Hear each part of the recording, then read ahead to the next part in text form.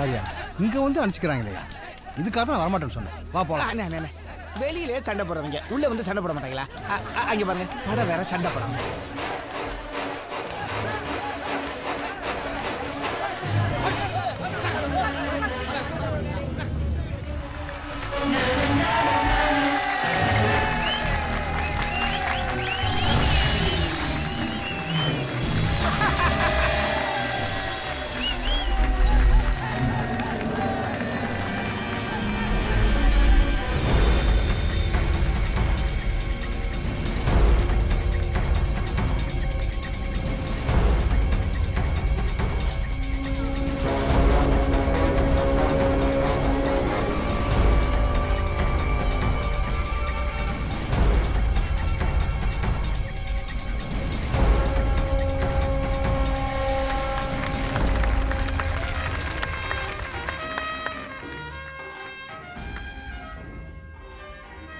ஏய், உன் பேர் தானே கொம்பன்? ஐயா கூட்டார் வா. ஏய் வாடா.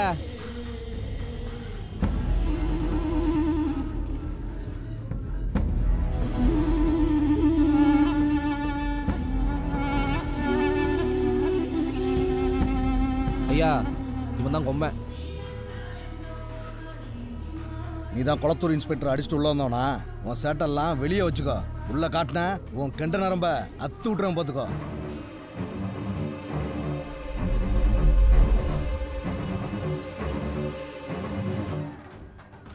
என்ன சார், மணி நெட்டாலேன்னு பார்க்குறீங்களா?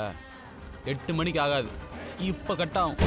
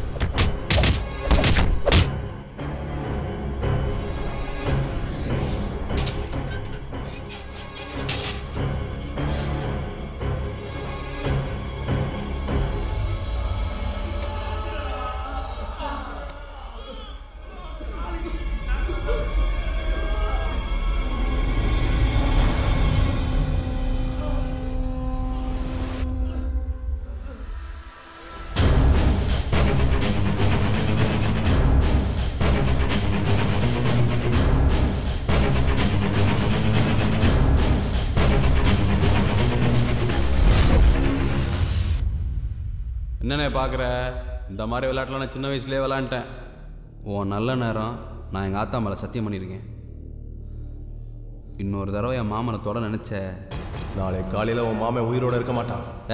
முதல்ல நீ இருக்கியான்னு பாரு.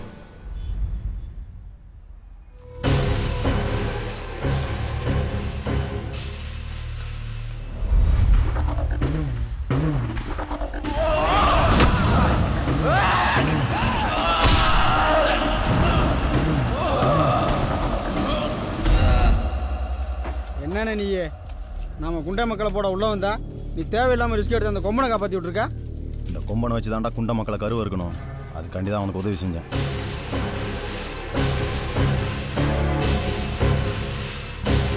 சிறைவாசிகள்லாம் கவனிங்க, விசாரணை சிறைவாசிகளுக்கு பெயில் வந்திருக்கு. யார் யாருக்கு வந்திருக்குன்னு நான் இப்போ பேர் வாசிக்க போகிறேன். அவங்கெல்லாம் உடனே தண்டனை குறிப்பு அலுவலகத்துக்கு முன்னாடி வந்துருங்க.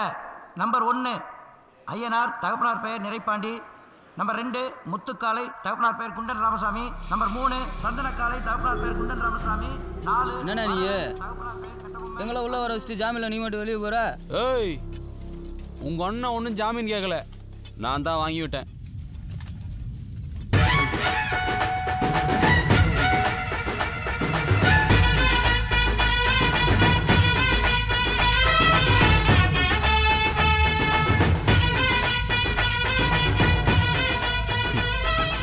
என்னென்ன பார்க்குற? நான் இருக்க மாட்டேன்னு சொன்னது உயிரோடு இருக்க மாட்டேன்னு சொல்ல, உள்ளே இருக்க மாட்டேன்னு சொன்னேன். இப்படியே 2 பேரும் முறைச்சிக்கிட்டே தெரிஞ்சிக்க, உயிரோடையும் இருக்க மாட்டீங்க. கிளம்பு.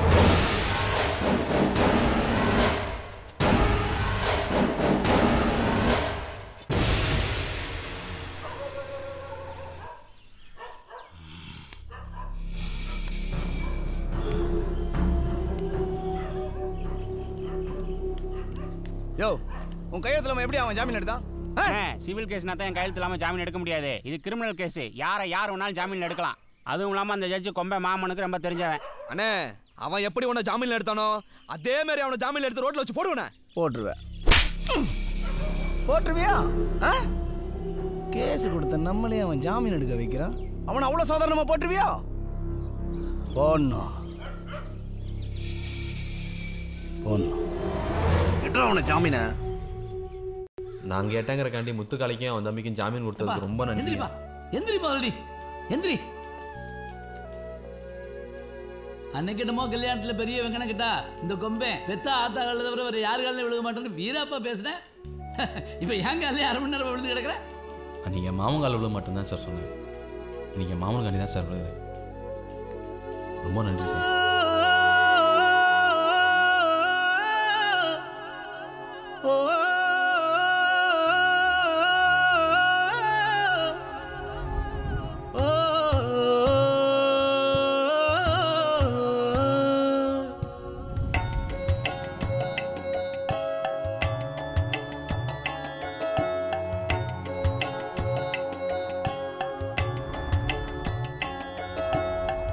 மெல்ல வளைஞ்சது ஆகாயம், உள்ளம் சிலிர்க்கிறதே. 100 தலைமுறையானாலும் சொந்தம் இது போல் வாராதே.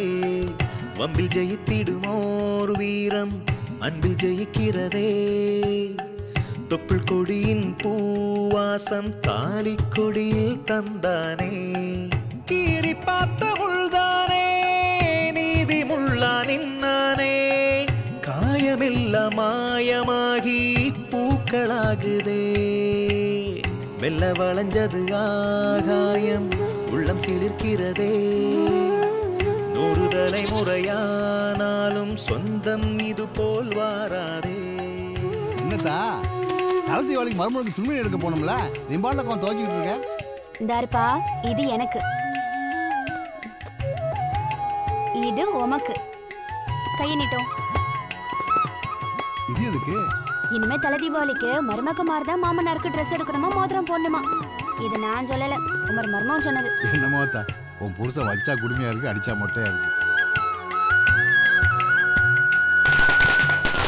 ஆசை வார்த்தை பேசவில்லை, நானும் ரோசம் பார்க்கவில்லை. என்ன காக்க தன்மானத்தை தந்து போகிறான். சேர்ந்து செல்லும் நண்பன் இல்ல, நானும் இங்க கண்ணன் இல்ல. தாழ்ந்த போதும் வீழ்ந்திடாத கீத சொல்கிறான். கட்டுப்படுத்துறேன் கண்ணீரை, முட்டி கசியுது தன்னால. தெக்கத்தி காட்டு தீ விளக்கேத்துதே. தெய்வங்கள் மூக்கு மேல விரல் வைக்குதே. பாத்தியாமா, தீபநாள் அதுவும் அரச நாடே இருட்டில் இருக்கும்போது என் வீடு மட்டும் என் பொண்டாட்டியால எப்படி பளிச்சுன்னு இருக்குவாரு. அவ தாளிக்கிறதுக்கே எண்ணெய் இல்லாமல் தடுமாறிக்கிட்டு இருக்கா. உன் பொண்டாட்டி என்னோட எண்ணெயிலே விளக்கு போட்டுக்கிட்டு இருக்கா. இதுக்கே நீ 2 கடை எக்ஸ்ட்ரா விட்டணுமாப்ல. சும்மா இருமா, விளக்கேற்றுற வீடு தான் சுத்தமாக இருக்கும். சுத்தம் இருந்தால் சுகம் வரும், சுகம் இருந்தால் தொழில் வரும், தொழில் இருந்தால் பணம் வரும், பணம் இருந்தால் குணம் வரும், குணம் இருந்தால் தான் குளம் செழிக்கும். இதை யார் சொன்னது? என் பொண்டாட்டி சொன்னது. அப்போ சொந்த அறிவு இல்லை. ஆம்பளைக்கு எதுக்கு மாமா அறிவு? ஆம்பளைக்கு அறிவு இருந்தால் வாழ்க்கையை அளக்கத்தான் உதவும். பொம்பளைக்கு அறிவு இருந்தால் தான் வாழ்க்கையை வளர்க்க உதவும். இதை யார் சொன்னது? நான் சொன்னது. என்னப்பா ஆளாளுக்கு ஒன்று சொல்கிறீங்க, நான் ஒன்று சொல்லட்டுமா? ஒன்றும் வேண்டாம். வளர விட மாட்டீங்களே. இனி வளர்ந்து என்ன பண்ண போகிறேன்? என்னது? அங்கே வார் என் பொண்டாட்டி எப்படி மதுரை மீனாட்சி மாதிரி தகாதகன்னு ஜொலிக்கிறா வார். என்ன பண்ணே வீட்டையே கோயில் மாதிரி ஆக்கிவிட்ட. இன்னும் எத்தனை நாளுக்கு நாளைக்கு ஏற்று நான் வாங்கி தரேன். ஏத்து அப்போ 3 கிடா மாப்பிள.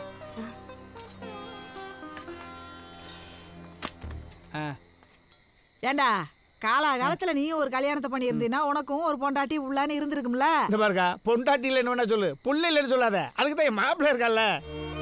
என்ன மாப்பிள்ள பாக்குற? நீ தானே எனக்கு புள்ள.